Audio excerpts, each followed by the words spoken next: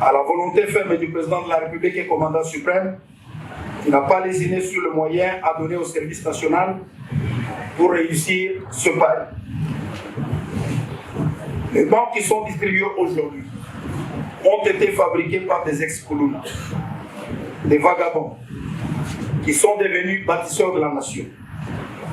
Ces jeunes, qui autrefois étaient considérés comme des bandits, des malfaiteurs, des criminels, etc., sont aujourd'hui des citoyens consciencieux, patriotes, nationalistes, formés à l'idéal du service national.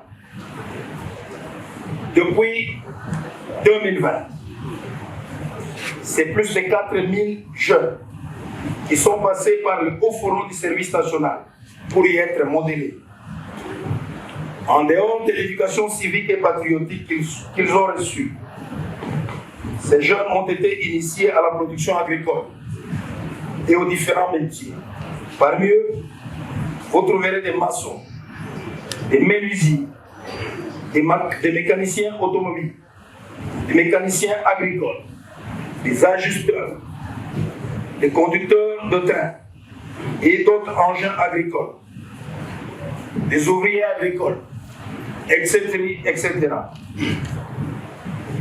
Ils travaillent aujourd'hui dans les domaines les plus divers dans certaines provinces du pays où ils sont affectés comme agents du service national. Depuis 2 ans, ils ont déjà construit 17 complexes scolaires, dont 13 sont déjà opérationnels. Ils fabriquent des bancs à distribuer gratuitement dans les écoles pour soutenir la gratuité de l'enseignement. Ils travaillent dans les champs du service national, où ils opèrent dans les différents secteurs.